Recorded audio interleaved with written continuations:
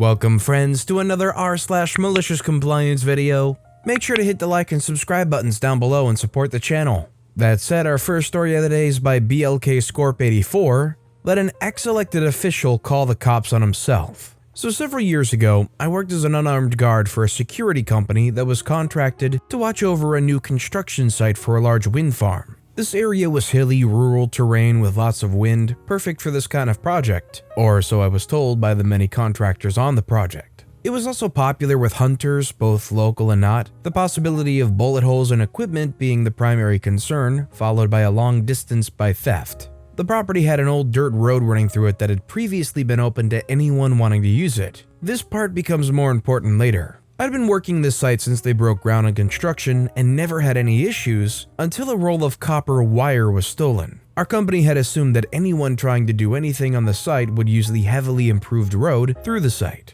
They were proven wrong when that spool went out the back road.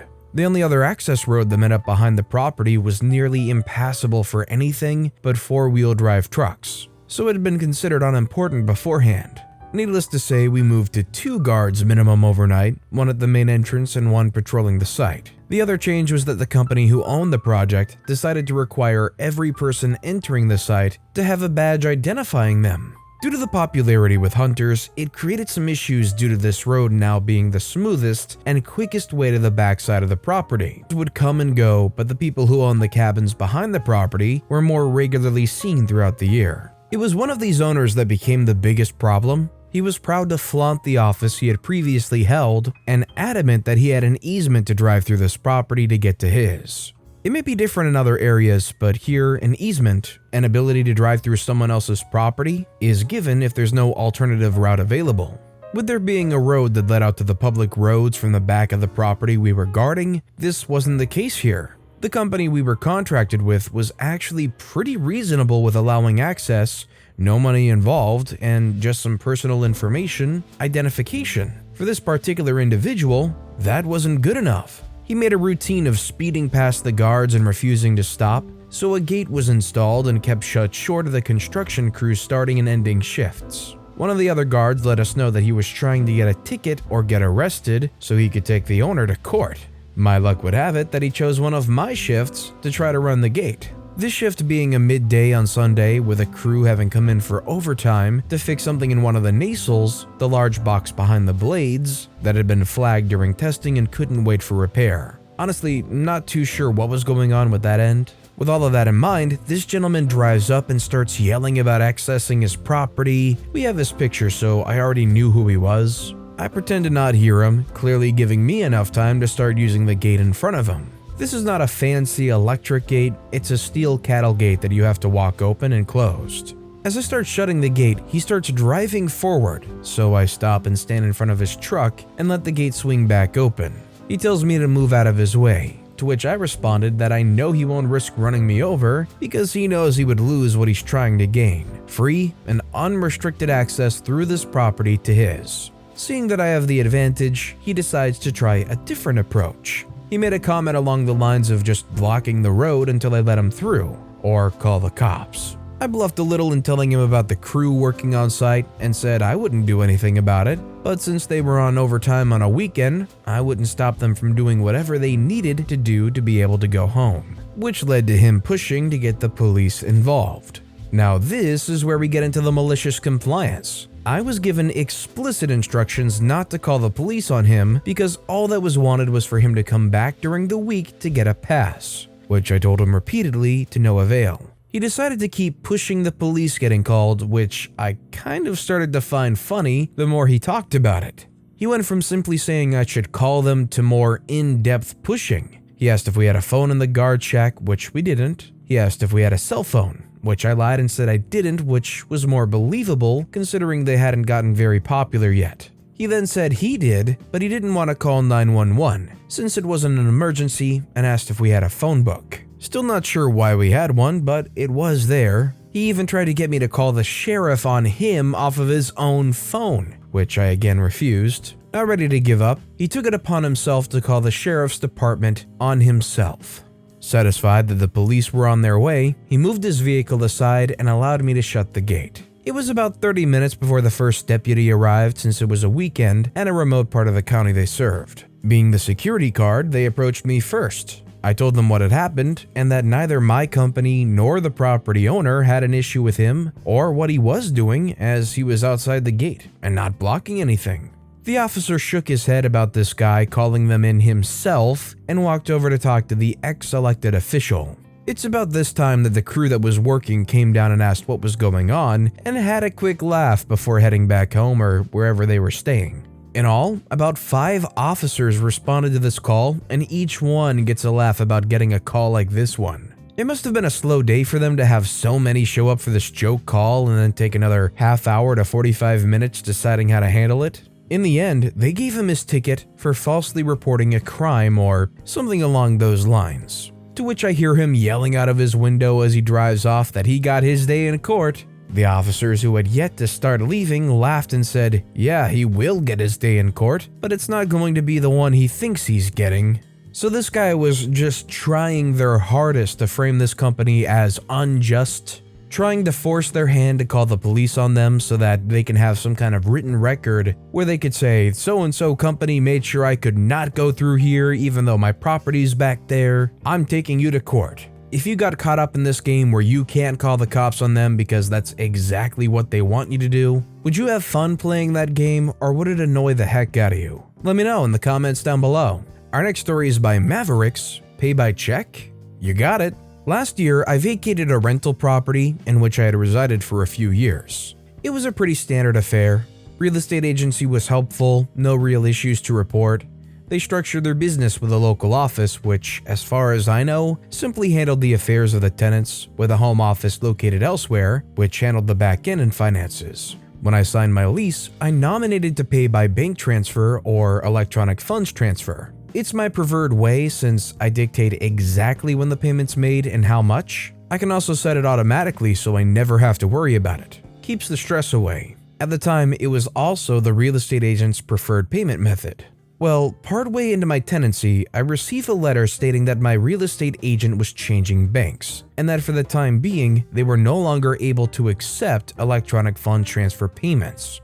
They would have all tenants migrate to a third-party payment system. I was already unhappy with this decision since I didn't want to involve a third party regarding my rental payments. It seemed so unnecessary. The kicker, which really pissed me off, was that this company charged a fee for making your rent payment. A little digging into the motivation behind this change was quite revealing. In my country, real estate agents must use a trust account, a bank account to handle money on behalf of other people, the owners renting out their property. Typically, these involve a different fee structure and sometimes have a certain number of free transactions. Part of the real estate agent's job is to reconcile these accounts to properly allocate money to the right portfolios. I did some research on this other third-party company to which I was supposed to make these rental payments. They handle rent payments and the bookkeeping on behalf of the real estate agencies. It seems they don't charge the real estate agency for this service, instead making the tenants pay for it.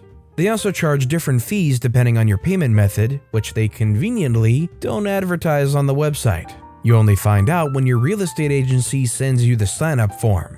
In essence, my real estate agency wanted to save some time and money by throwing me, and presumably the rest of their renting portfolio, under the bus and make me pay a fee to pay my rent to a dubious third-party company. I was livid. Thankfully, my state saw these poopheads coming. In rental tenancy law, they specifically state that a real estate agency must provide at least one method of payment which does not incur a fee, beyond banking fees. My agency of course did this, but used the most obnoxious method possible: personal check. They knew people would be pressured to sign up for this system if their alternative was to write checks, but hey, they listed it as a valid form of payment, so cue the malicious compliance. I called my bank and immediately ordered a checkbook, shortly followed by an email to the real estate agency stating that I would be making my payments via check from now on. On the way home, I stopped by my post office and picked up some registered mail envelopes. Game on, freakers. I was actually excited to do this as I'd never written a check before. I had a spreadsheet made with all the information I could record: check number, mail date, delivery date, cash date, tracking number, amount, you name it, I kept it. I also kindly notified the real estate agency that I had mailed the check and provided a tracking number so they could keep an eye on its delivery. Well, several days after the first check arrived, real estate agency's head office called me. They give me a grand story about how this new system they've migrated to is so good and how safe it is, how it's so convenient. I let her waffle on for a while and simply tell her that I'm not comfortable letting a third party handle my rent payments. I then tell her I'll think about it and hung up. I had no intention of changing my mind. The next day, I sent off another email stating I've considered it and will remain paying by check. A few days before I mail my second check, yes, I'd only sent a single check at this point, I get another phone call. It's head office again. They're asking me to reconsider migrating. Out of the hundreds of properties in their portfolio, I was the only one who was paying by check. They also gave me some sob story about how they had issues with fraudulent transactions with electronic funds transfers, which is a completely poop excuse. My first thought was that it's really unfortunate that all these other tenants now have to pay a fee to have the privilege of paying their rent. But the real estate agency offered a compromise. They said that they could set me up on a specific profile, which meant that the real estate agency would pay the fee, but that I would be required to pay via direct debit. There's no way in heck I'm letting anyone have direct access to my money, least of all a real estate agent. Mind you, I'd never raised the fee as my concern. Personal check fees and mailing by registered post was slightly more expensive than the fees they would be charging anyway. My issue was the lack of control and the fact that the real estate agency was effectively lying to me as an excuse to save money. I politely declined their offer and mailed off the second check. Real estate agency buckled. They had no leg to stand on. They openly stated that the check was an acceptable payment method, then got all crappy when their plan didn't work on me. For the effort they tried to save reconciling my electronic funds transfer payment, they had to keep doing it on top of accepting delivery of a check, cashing it, and waiting for it to clear. They emailed me after they received the second check. OP, we request that you make your rent payments via bank transfer from now on. Ha! Remember the first email they sent me? That they were changing banks and couldn't accept electronic funds transfers anymore? I wrote back, my pleasure. As you've changed financial institutions recently, can you please forward me the details of your new trust account?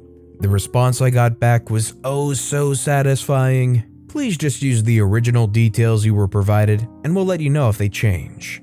Freaking busted. Screw you, real estate agency. I caught you in your freaking lie. I switched back to electronic funds transfer as it was arguably more convenient for me, and despite my pettiness, I wanted to act in good faith, though I was a little disappointed in getting prepared to mail checks and then abandon my routine. They never changed their banking information for the remainder of my tenancy, by the way. It was all a ruse. No way, a company that passes their fees off to the customer. I couldn't possibly imagine in this day and age a company doing such a thing. In reality, it doesn't surprise me at all. And our final story of the day is by Floozy Cheeks. Need an address? Sure thing, Mr. Border Security. So this happened around 2015, and I just want to preface this with how I could have avoided the encounter, but my friends and I were idiots. The first big international holiday I embarked on was with my two friends from high school, and we were journeying to Mexico to visit a mate first, and then fly into the United States to finish the trip.